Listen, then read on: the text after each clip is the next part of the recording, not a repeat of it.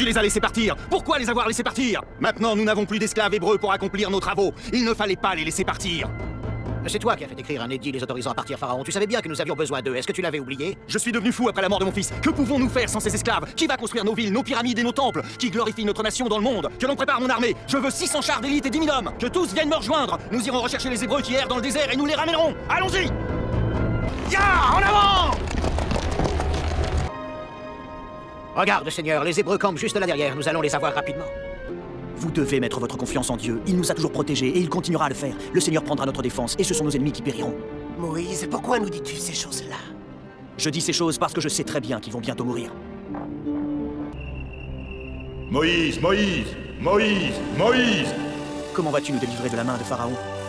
Seigneur, parle-moi, Seigneur, car je t'écoute, ô mon Dieu. Dis aux fils d'Israël qu'ils lèvent le camp et qu'ils avancent.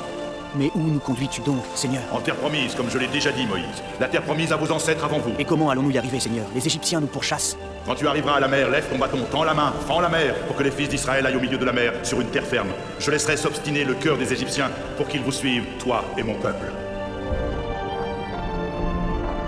Nous allons lancer l'assaut final. Nous les pousserons jusque devant la mer. Ils seront dans l'obligation de revenir comme esclaves avec nous ou de mourir noyés.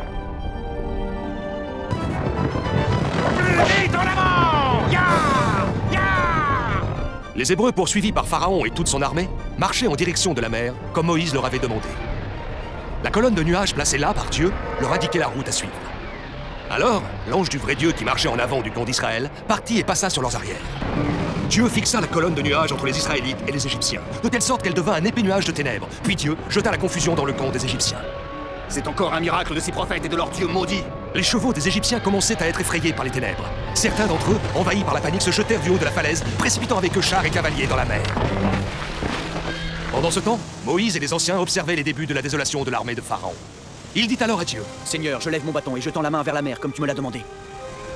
À ces mots, le Seigneur se mit à faire reculer la mer par un fort vent d'est durant toute la nuit, et de grosses vagues se formaient sur le dessus de la mer. Moïse, qui n'avait jamais douté de la puissance de la main de Dieu, voyait une fois encore sa manifestation. Les anciens aussi observaient avec stupéfaction.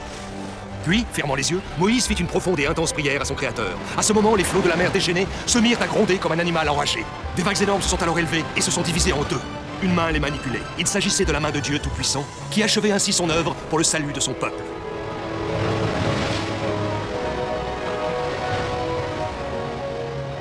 Toute la nuit durant, Yahvé fit souffler un fort vent d'est pour séparer les eaux en deux. Il forma du bassin de la mer un sol ferme pour la traversée de son peuple. Les eaux se dressaient en murailles énormes. Un miracle. Ouvrant enfin les yeux, Moïse, avec des larmes de reconnaissance, remercia Dieu et dit: Peuple du Dieu souverain, en avant vers la terre promise, levez-vous et allons vers notre liberté au nom du Seigneur Dieu, notre Sauveur. Finalement, les fils d'Israël allèrent au milieu de la mer sur une terre ferme, et les eaux furent pour eux une muraille à leur gauche et à leur droite. Certains d'entre eux craignaient que les murailles d'eau ne tombent sur eux et que la mer ne les engloutisse.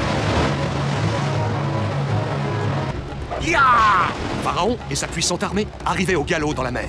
Ils traversaient eux aussi. Pour les Égyptiens, l'heure de la vengeance avait sonné. Les Hébreux devant eux n'avaient plus d'issue. Les chars conduits par l'élite de l'armée de Pharaon se rapprochaient dangereusement du peuple de Dieu, sûrs de leur victoire. Ils lançaient leurs chevaux à vive allure. Sur l'autre versant, les Hébreux attendaient patiemment la main de leur Dieu. Moïse restait calme et laissait s'avancer l'armée de Pharaon au milieu de la mer. Il attendait le bon moment. C'est alors qu'il tendit son bras sur la mer, et la mer commença à revenir à son niveau normal à l'approche du matin. Dans un bruit assourdissant, les deux murailles d'eau s'abattirent sur les chars et les cavaliers, et sur toutes les forces militaires de Pharaon qui étaient entrées dans la mer à la poursuite du peuple de Yahvé. Les Égyptiens ne pouvaient rien faire contre les vagues déchaînées. Ils furent engloutis dans les profondeurs de la mer. Mon armée!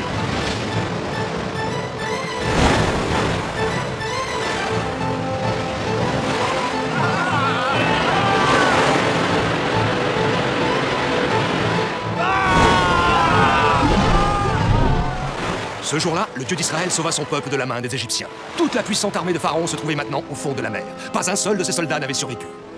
Le peuple d'Israël put voir les Égyptiens morts flotter sur la mer. Il put voir aussi la grande force que Dieu avait mis en action pour lui venir en aide.